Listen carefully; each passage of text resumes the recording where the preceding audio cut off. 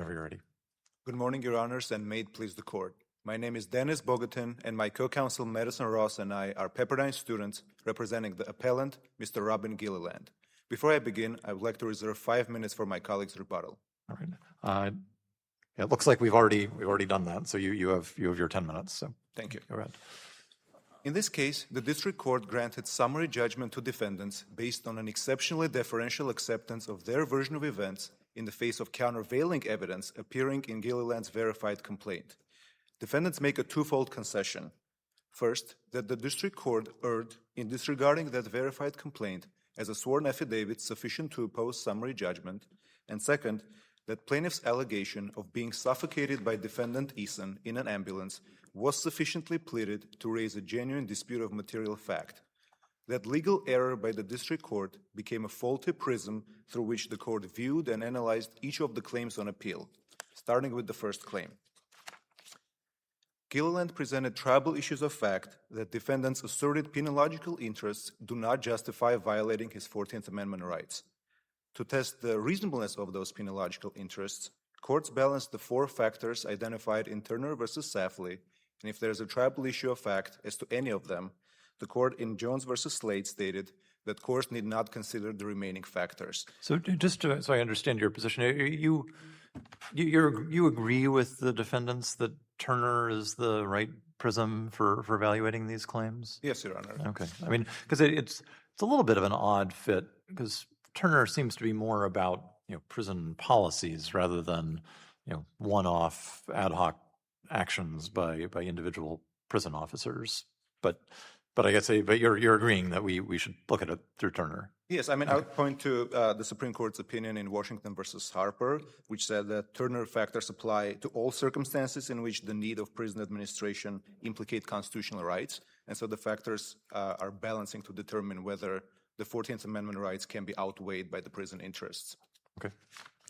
And so because there are tribal issues of fact as to all Turner factors, summary judgment would be inappropriate. So, for example, under the first factor, viewing the facts in light most favorable to plaintiff, a juror may conclude that there was no valid connection between the forced medical treatment and the proffered justification of medical emergency caused by the fact that Gilliland skipped a few meals.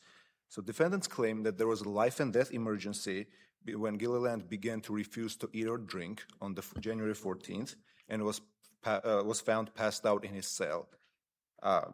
On January 21st, the director's hold notes that he was at imminent risk of death, and if no medical intervention would have been supplied, then he would basically die within 24 hours. But the very premise of that argument, the immediacy of the alleged emergency and the scope of danger, is disputed in this case, and the resolution of that dispute must be left to a jury. Mr. Bogatin, who made the decision to use medical force or to impose medical treatment in the first instance? Was it Deputy Eason and Deputy Lederer or someone else? Well, they were the ones who transported Gilliland to the hospital. With respect to the person who made the decision on the 21st, it was whoever wrote the director's hold and authorized transportation to the hospital. But for purposes of Section 1983, the persons liable are the ones who actually personally participated in taking the prisoner to the hospital. And so under this court's decision in Johnson versus Duffy, liability attaches if person does an affirmative act or participates in another's act, causing the constitutional deprivation. And so in this case, when defendants Eason and Lederer took Gilliland to the hospital, they affirmatively set the hospital trip in motion and should be liable under Section 1983. And so even if there was a medical director who makes a decision that's unquestionably appropriate, that there needs to be forced treatment, if a deputy executes essentially the direction of the medical officer, the deputy who is simply complying is subject to 1983 liability? Yes, Your Honor. There is no following orders defense to Section 1983. Each person is responsible for their own acts that they perform. And I would point court's attention to the First Circuit's decision in Sanchez versus Pereira Castillo. In that case, while the supervisor authorized transportation of the prisoner to the hospital, the court found the officers who actually took the prisoner responsible, not the supervisors in that case, because again, they were the ones who affirmatively set the hospital trip in motion. And so the deputies then are duty bound, even if they have no medical training whatsoever, and even if it is a genuinely life-threatening circumstance, the deputies are duty bound to make their own determination as to whether or not forced treatment is necessary. Yes, I would say so. And so, And what I mean, because there's a question not only of constitutional violation, but also qualified immunity. So what case clearly establishes the proposition of law underlying the answer you just gave to Judge Blumenfeld? I would say Reynolds versus Rosendale is the case from this circuit from 1974. In that case, a medical procedure was conducted, and the court noted that prisoners retain their 14th Amendment right to refuse medical treatment unless the case involves a life-threatening emergency or it would complying with or allowing the prisoner to refuse would endanger the security and safety of the prison. And so in this case, viewing the facts in light most favorable to Gilliland, there was no medical emergency in that factual basis. Right, but if the office, well, I mean, there's another distinction, which is that there we referred to, I think it was the phrase the court used was major surgical procedures, not diagnostic tests.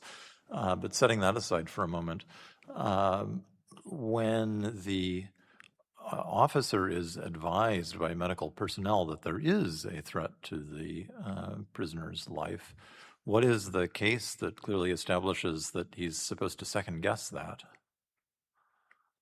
Well, I would point just not in this context of medical emergencies, but Johnson versus Duffy clarifies that the officers individually are liable for affirmatively setting that trip in motion that will result in non-constitutional violation.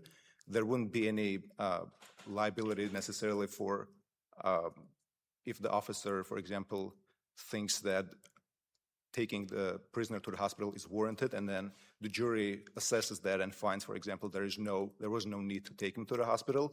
And so in this case particularly, there is this tribal dispute of fact between those two, and the resolution of that dispute must be left to a jury to assess. With respect to Ronald's mentioning of a major surgery or some kind of procedure of that sort, this court in Galvin versus Duffy, for example, found the law clearly established in a case of a tooth extraction. And so there isn't necessarily need for a kind of a major surgery on that point. I would also point Galvin was unpublished, right? Yes. Yeah. Okay. Yes. So that doesn't clearly establish any principle that applies here, does it? Yes, but I would say that Ronald's should not be limited to major surgery of that sort. Any sort of medical treatment would be sufficient for the law to be clearly established under those facts. And here, viewed the facts in light most favorable to the plaintiff, the situation is that Gilliland skipped 2 meals on January 14th, and then he ate dinner and then skipped the next few meals. And then he was forcefully transported to the hospital against his will. That is the factual basis on which qualified immunity is assessed. And under those facts, Ronald's is clear that the law is clearly established. And are all those facts clearly, or were those facts clearly within the knowledge of Deputy Eason? Of course, yes. I mean, in the ambulance, for example, Gilliland refused to answer questions. At various points, he made it clear that he's refusing medical treatment. No, but I mean, did Deputy Eason know all of the surrounding facts that led to a medical staff determination that hospitalization and forced treatment might be necessary?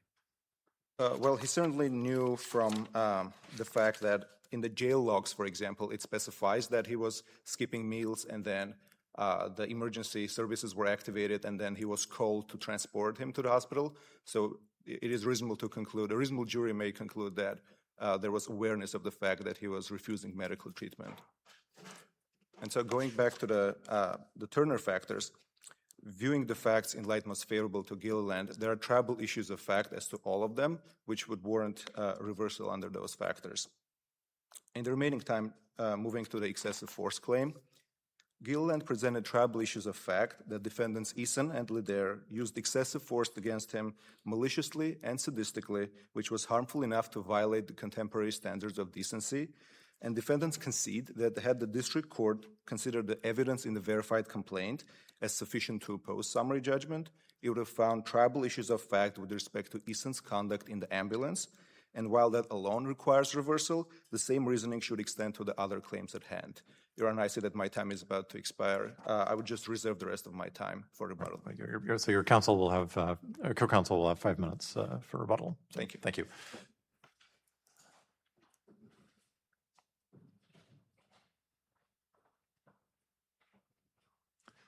Ms. Plaza. Good morning, Your Honors. May it please the court and counsel. My name is Rebecca Plaza, and I am one of the attorneys for the defendant appellees in this matter.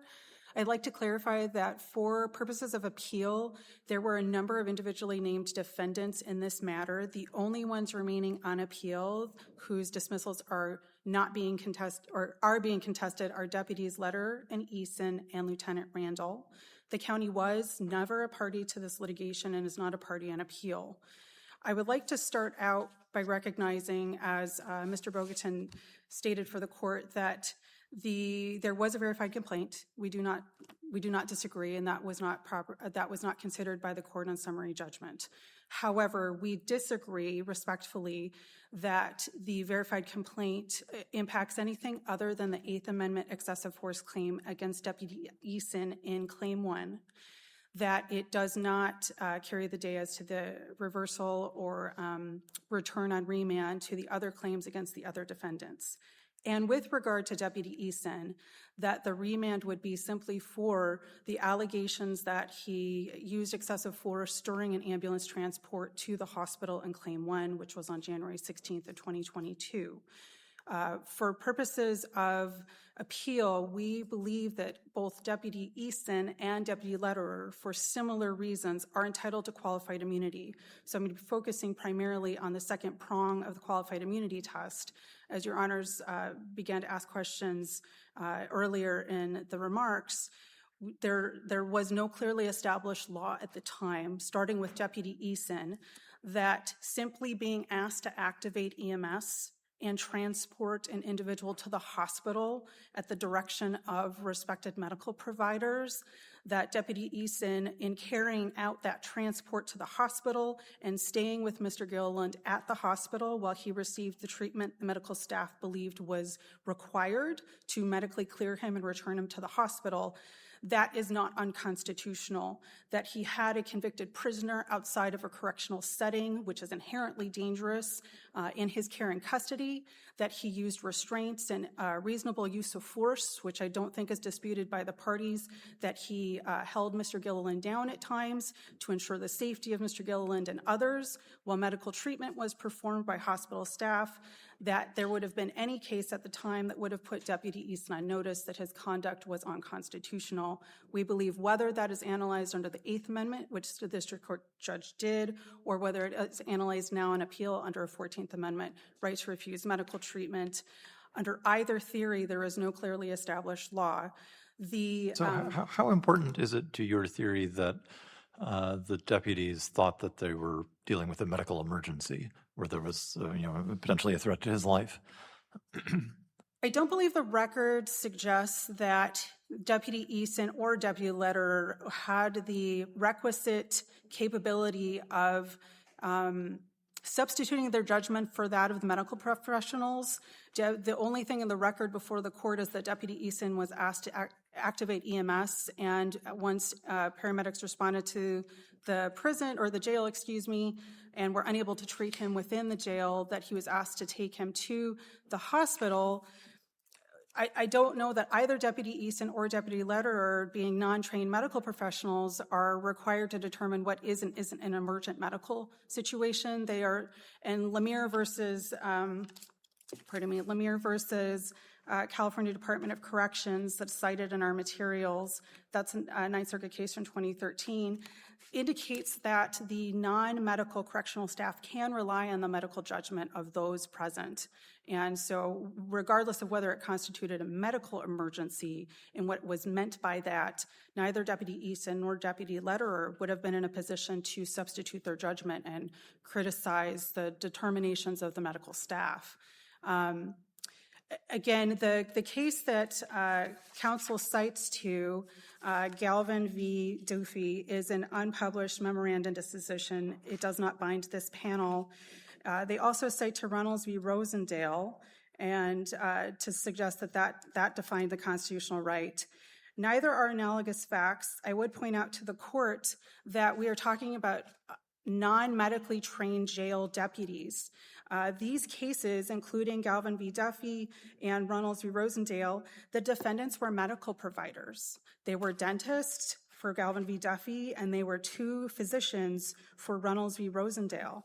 There is no case on point regarding a corrections deputy who would have been in similar circumstances being directed to take a prisoner to the hospital for medical treatment at the behest of the medical professionals. There is no case clearly establishing that. No, I mean, because I take the argument on the other side to be that, what you have here is somebody who, skipped a couple of meals, and this all seems like a pretty massive overreaction to that. And there is, they say, at least a factual question as to whether, it should have been obvious to somebody that this was all wildly disproportionate to what was going on. So why are they wrong to say that that's basically a factual question for the jury?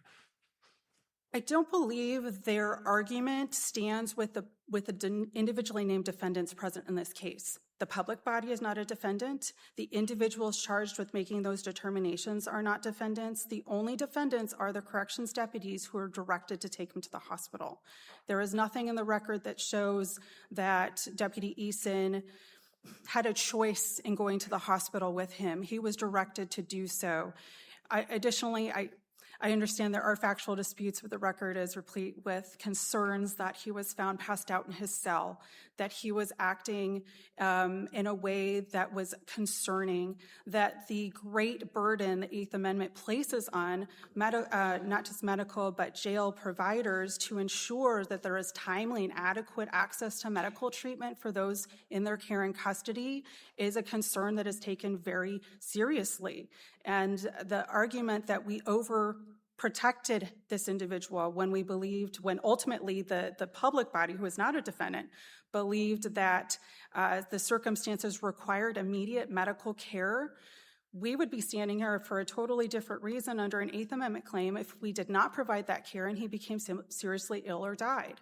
So for those reasons, we believe that it is not proper to maintain this claim against the individuals they are maintaining it against. Ms. Plaza, could I have you just pivot for a moment to the claim with respect to Deputy Lederer, and that Deputy Lederer and his partner used excessive force in dragging Mr. Gilliland into the hospital. And there we do have to accept, do we not, the verified allegations of Mr. Gilliland?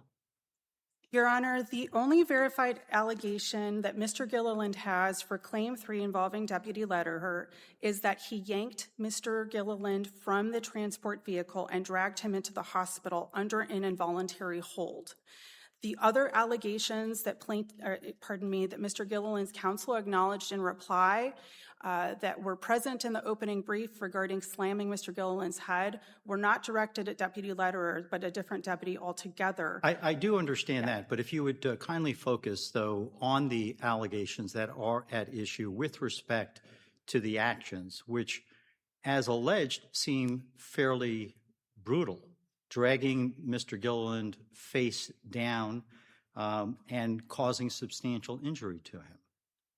So what I would direct the court to 2 ER 247, which is the involuntary hold.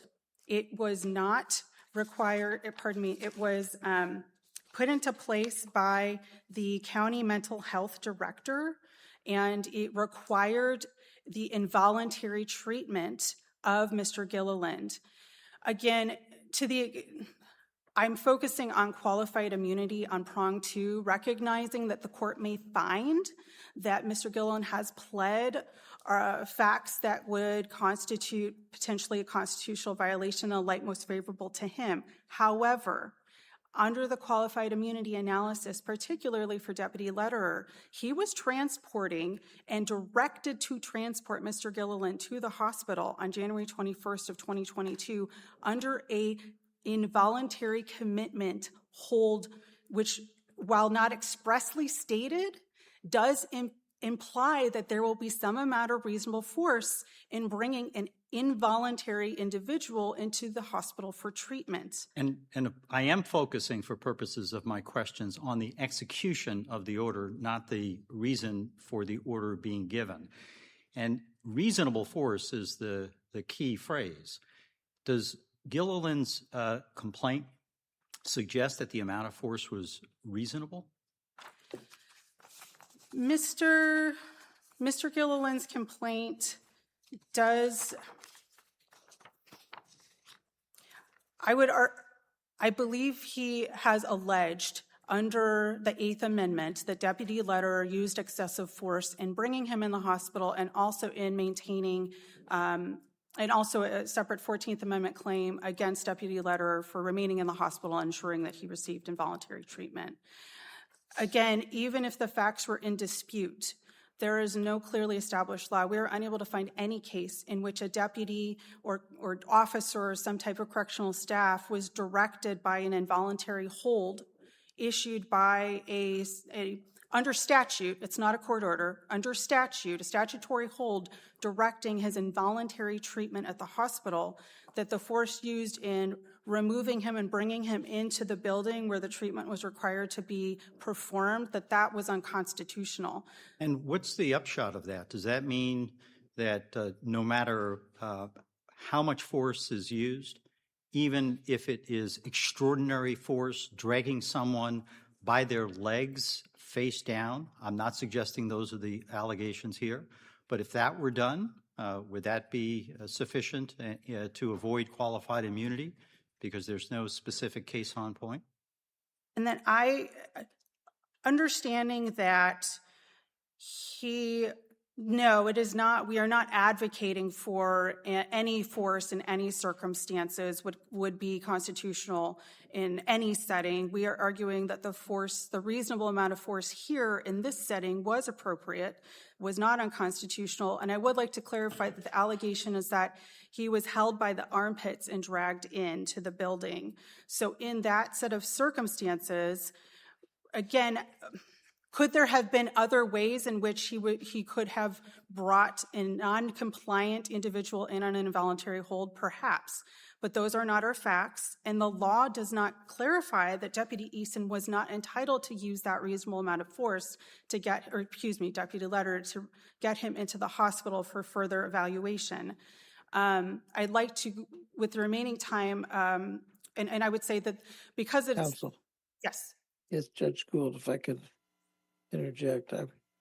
I was interested in the issue raised by Judge Blumenfeld. And my question is, on your motion for summary judgment, don't we have to give all reasonable inferences to the plaintiff? Yes, Your Honor. The standard is in the light most favorable to the non-moving party, which in this case was Mr. Gilliland. However, I assume taking his factual allegations in the light most favorable to him, which are not that he slammed his head into the car, which was attributed to a different deputy, the fact that he instead removed him from the vehicle and dragged him into the hospital by his armpits, that was the alleged force, that force in these circumstances, looking at prong 2 of the qualified immunity analysis, there was no clearly established law at the time that put Deputy Lederer on notice that he was required to transport Mr. Gilliland into the hospital on the involuntary hold by some other manner. And that is, Your Honor. counsel, do you have any authority saying that the establishing of what's established law can require such a particular distinction as you're making here? I'm asking because it seems to me it's normally it would be a reasonable inference that if a person is dragged into a hospital rather than carried, it could cause harm. And so the dragging seems facially like excessive force. And I would generally be relying on Escondido versus Emmons, which is the United States Supreme Court case, which indicated that defining clearly established law at too high a level of generality instead of evaluating the specific circumstances of the case can be problematic. And here, we don't have any cases on point. None of the cases that Mr. Gilliland cited in his brief even get close to any sets of circumstance. They are very focused on the excessive force allegations regarding slamming his head, which, as the record bears out, is not actually an allegation alleged against Deputy Lederer. And I see my time is up. I would like to thank the court and counsel. Any further questions? All right, thank you.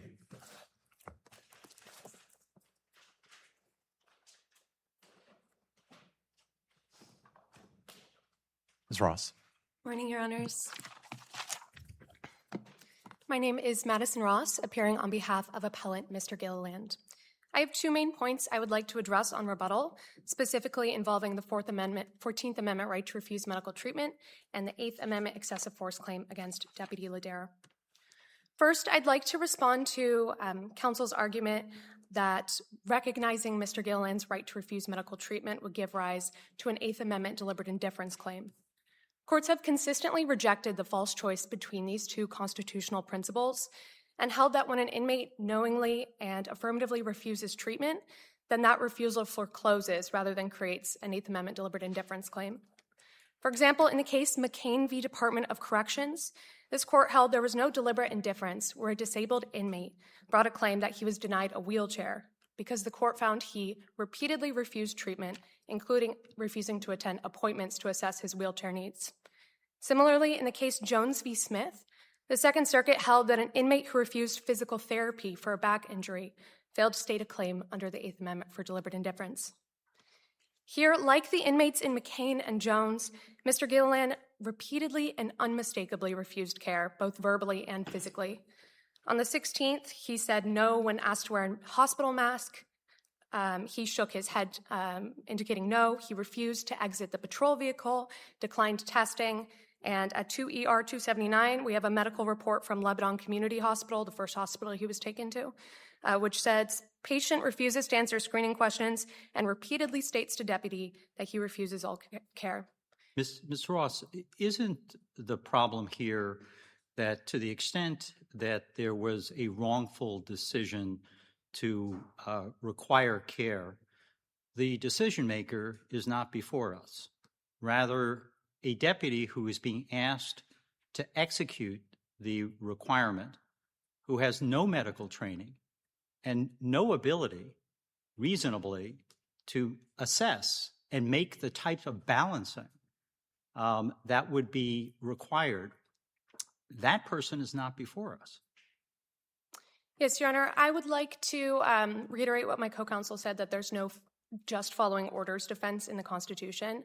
Under the case Sanchez, the court rejected arguments that would insulate individuals from liability simply because they were acting under the direction or encouragement of others, emphasizing that each actor's conduct must be evaluated for its causal role in the constitutional violation. Each actor must independently assess the constitutionality of their actions. I understand the point, but isn't it reasonable for a deputy who has no training, who is being told that medically necessary treatment is required, that it is an urgent circumstance, and sees someone who is not complying, and in his mind, it is necessary for there to be compliance and treatment to impose a certain level of force necessary to make sure the treatment is carried out. Potentially, Your Honor, but this hinges on the fact that whether or not the deputies believed this force must have been effectuated, that they believed there was a medical emergency, is a dispute in this case requiring reversal because there is a triable issue of fact. Can I ask you to turn to the claim again? I guess this is claim 3 against Deputy Lederer relating to the dragging into the hospital. So we have a declaration from Deputy Lederer, and then we have the verified complaint, and we're on summary judgment. And so because the complaint is verified, we can look at that. And I guess my question is, when you read what he actually says about Deputy Lederer, it is very brief and rather conclusory. And so my question is, why is that enough to create a genuine dispute of fact as to whether there was actually excessive force used? Your Honor, we would respectfully disagree that the language is conclusory in the complaint. It states that Deputy Lederer grabbed his left shoulder/arm and he was dragged face down into Good Samaritan Hospital, ripping his left armpit, with him stating, "If you want the pain to stop, then walk." That is based on, that is a firsthand account with personal knowledge, sufficient details in order to sustain a claim against him for the dragging.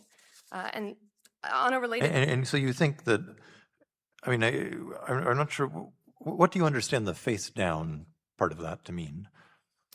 That his face was in contact with the ground? Because I don't understand how you could grab someone by the shoulder unless you yourself were almost on the ground.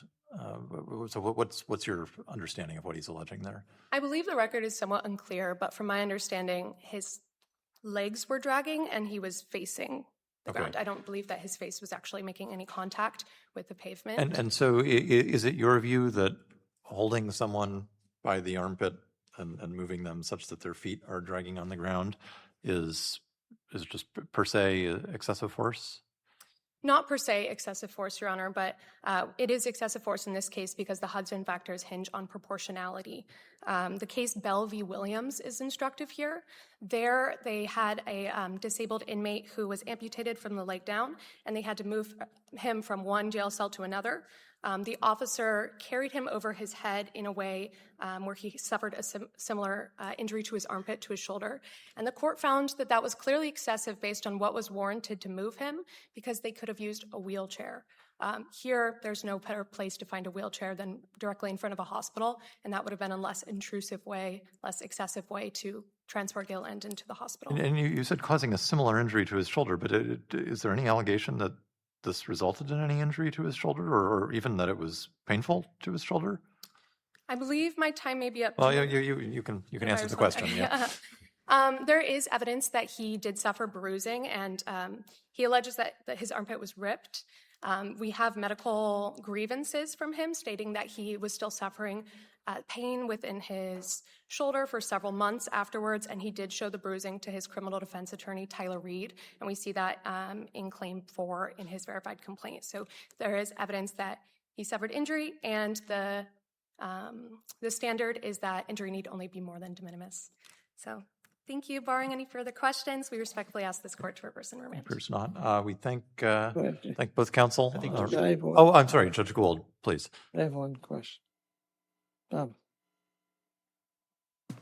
A number of hospitals I've been familiar with at the entranceway to the hospital have lots of wheelchairs, so people can be taken in by wheelchair.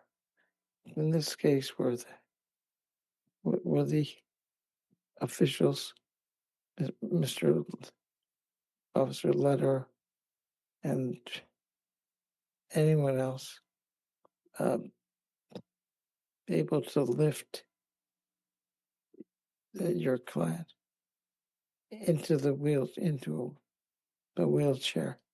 And does the record show us anything about availability of wheelchairs at the hospital? To the last point, we do not have anything in the record that suggests there was availability, but I believe it would be a reasonable inference that there would be a wheelchair that could be available. And while we view the evidence in the light most favorable to Gilliland and accept his allegations, if we look at Ladera's declaration, he states that he carried Gilliland into the hospital in a way where Gilliland's knees were at a 90-degree angle. So yes, if we were to accept his allegations, then he would have the sufficient strength in order to lift Gilliland into a wheelchair. If I may just Please, follow up. You would acknowledge, would you not, Ms. Ross, that the panel should consider all of the surrounding circumstances, including some of the circumstances that we're to some extent speculating about at this point, correct? I'm sorry, could you clarify what you mean by So in other words, we should consider all of the surrounding circumstances, not simply the act itself of moving your client from point A to point B. We're talking now about alternatives that might have been required. And you're saying we should consider those, correct? Yes. We should also consider the surrounding circumstances, including the fact that Deputy Lederer was in an emergency bay, as I understand it, and there was another ambulance that was, or an ambulance that was coming up, and he had to make a fairly quick decision about transporting your client into the hospital. Am I recalling the record correctly? You are, Your Honor. That would, and we agree that there may have been some time constraints there, which necessitated getting Gilliland into the hospital in a rather quick manner. However, that would only affect the second Hudson factor, which says that the need for the force, the reason that the force needed to be effectuated.